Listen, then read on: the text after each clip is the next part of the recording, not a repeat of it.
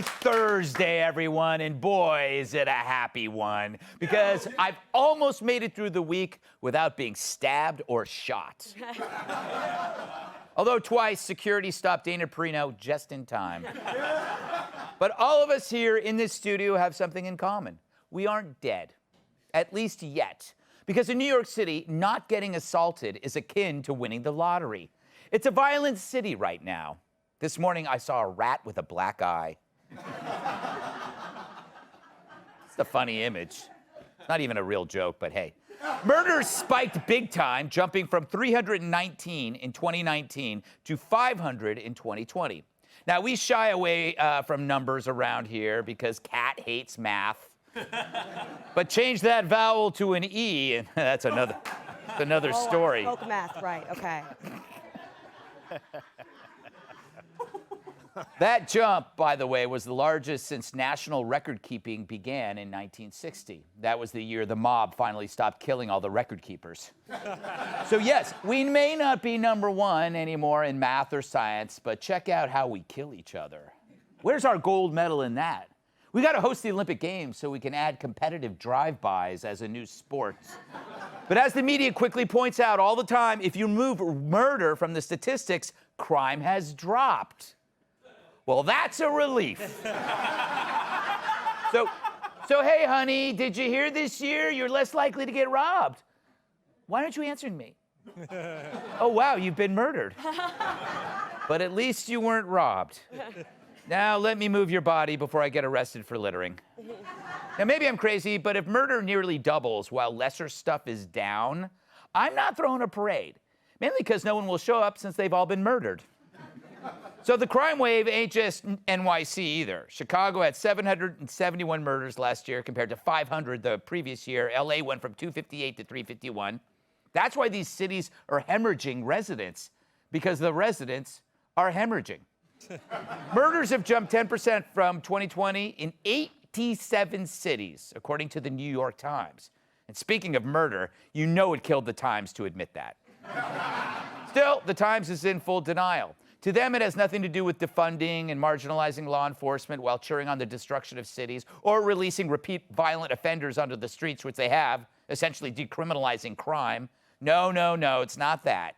To quote a community organizer in the piece, quote, people are desperate and they don't have a lot of options, so they turn to violence as a way to solve things.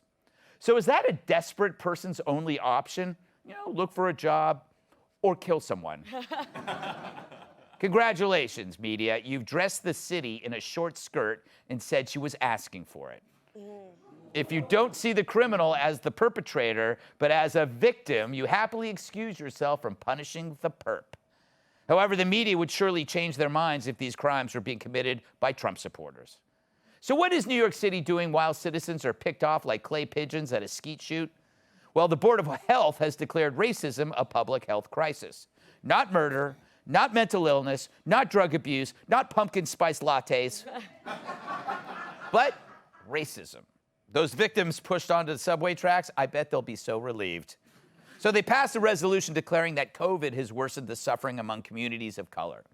Now, if they're referring to rest homes, they might be right. Black, white, brown, racism didn't kill them, though. The carelessness and stupidity of our politicians did. One state senator, Brad Hoylman, said, we need an urgent call to action that we can no longer ignore as a government or society. Yeah, because we've been ignoring racism. Sorry, where's this idiot been? The only place where racism isn't being discussed ad nauseum is under the sea. And even there, the great white shark gets a bad rap. It's true. This resolution came 6 months after the inept CDC declared racism a serious public health threat. And now they've created a mayoral racial justice commission. Who's going to be in charge of it? The mayor's wife? No. Our mayor is stupid. Who needs a punchline? But his wife's worse. She ran the mental health program that made $800 million taxpayer money disappear. As a result, what's happening on our streets looks like the trailer for the sequel to One Flew Over the Cuckoo's Nest. It's crazy. So is racism a public health crisis? Let's ask the angry black male.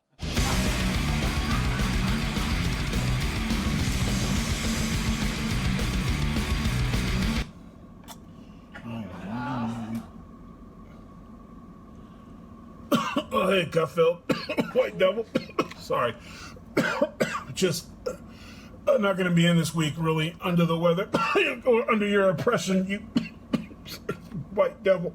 I'm sorry, I got the racism really bad this week. Oh, babe. Oh, man. I'm really sorry. Hunky. Oh, sorry. You guys should probably go. Oh. But, you know, I mean, I guess the good news, devil, sorry, is that, you know, it's not me personally, it's an illness. Wonder Break. Wonder Break. So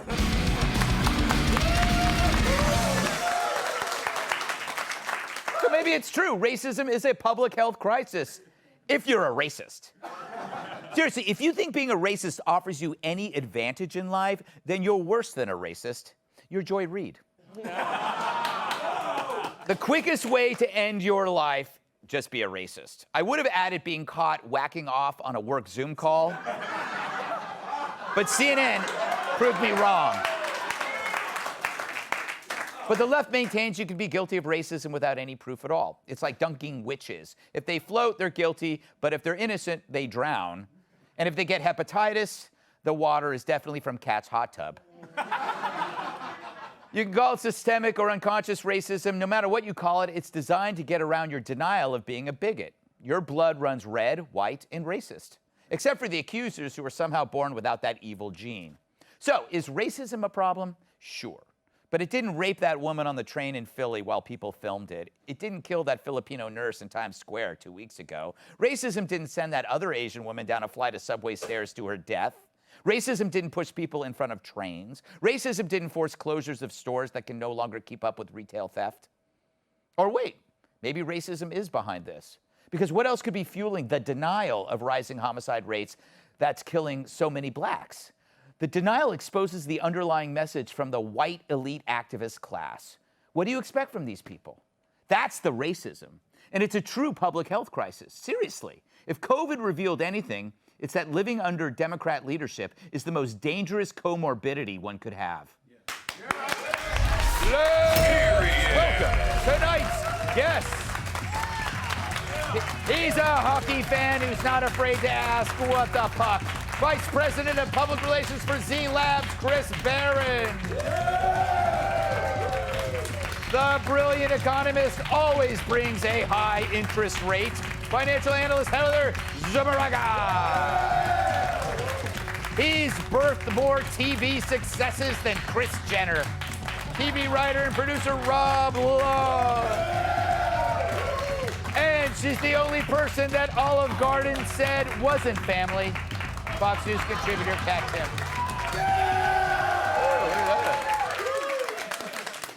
I got a lot of fans there, Kat. They're obviously drunk. Rob, when you see stuff like this, do you wonder how can this country survive when lawlessness is now somehow government approved and the citizens get targeted by our very own agencies? Yeah, except that, you know, the good news is that the New York mayor is on his way out, and the guy on his way in is, you know, went around the boroughs of Manhattan and boroughs of New York City and said, what do you guys want? In places like Brooklyn and Queens and the Bronx, and they said, we want more cops. Mm-hmm. And he said, okay. Yeah. And he ran on that, and he won, and he's going to win. Probably, you know, it's a Democratic city. He's a Democratic candidate. Right. He's probably going to win. And so it is correcting itself a little bit. I mean, what I'm most worried about, I think is more freaky to me, is that a lot of these crimes, a lot of these murders in New York City anyway, are committed by insane people who live on the street. And that is a public health crisis. Yeah, oh no, absolutely. If you drive up any avenue to, like I do every day to work because I'm a man of the people. You don't drive. Yeah. My driver.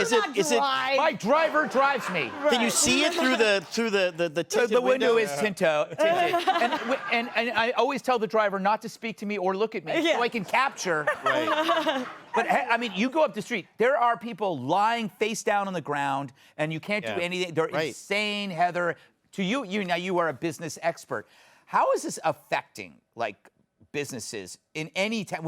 This is a nationwide issue. There are businesses that aren't coming back from COVID, and then when they come back, they deal with crime. Right. So the businesses that did succeed, especially small businesses, through the pandemic, now they're having to deal with the issue of when they call the police, if someone's robbing the store, nobody shows up on time. Right. And so they have to shut down because they're losing a lot of revenue due to all the theft. Yeah. And I just think when the murder increase was the highest year over year since the 60s, 77% of those were caused by firearms. So you will hear the Democrats blame guns. Right. They'll say guns are the problem, but it's not. It's defunding the police. There's no surprise that surging violence in cities of Minneapolis and Portland and New York and LA are all areas where they reduce the police budgets. I mean, that's no coincidence. So law enforcement risk their lives every day to save us, and I think they deserve a lot more respect. Yeah. Right. Chris, is it time to start defunding things that Democrats like? Yeah, absolutely. Like the arts? Yeah. Well, no. So here's actually what the saddest thing is Yes. that the left-wing activists who say that like there's all this desperation in the inner cities, they're absolutely correct. Unfortunately, the left doesn't have any policy solutions. Right. So what they offer up is this empty rhetoric. It's, it's racism, it's bigotry, it's homophobia. They have no actual agenda to get people off the streets, to get people working, to give people opportunity. And that's what this is all about. It is the complete, the emperor has no clothes here. All they have is empty rhetoric. And that's why we just continue to see it over and over again. Literally, when you're on the streets of New York, sometimes the emperors, they ain't wearing any clothes. Yeah. You know what, though? To your point, it's the problems that the left concentrate on, you can concentrate on in times of luxury. Right? The Republicans come into power, they build an economy. Then the Democrats can come in and talk about gender diversity. But now we're in chaos. And they're still talking about things about pronouns while everybody's suffering. We need to get the adults back in the room, Kat. What do you say? Depends on which adults Yes. Yeah. and which room. I want more cops on the street for sure. Do I want them, searching my apartment? Not necessarily. Oh, God, no. But everybody sees it, right? Just yesterday there was a guy passed out right across the sidewalk by my apartment. Did look kind of like kill me. Yeah. And we were concerned. We were like, we were walking the dog. We're like, is he dead? We don't know. We're kind of walking. He was like, oh no, I'm just taking a nap. It's like, I have taken naps before. Yes. You don't do it like that. Yeah, it is the broken windows theory has been debunked, but we're finding that it was wrongly debunked. That if you allow certain things like that happen, it only gets worse. Oh, I allowed it. I invited him over. We had Excellent. Hey, Sean Hannity here. Hey, click here to subscribe to Fox News YouTube page and catch our hottest interviews and most compelling analysis. You will not get it anywhere else.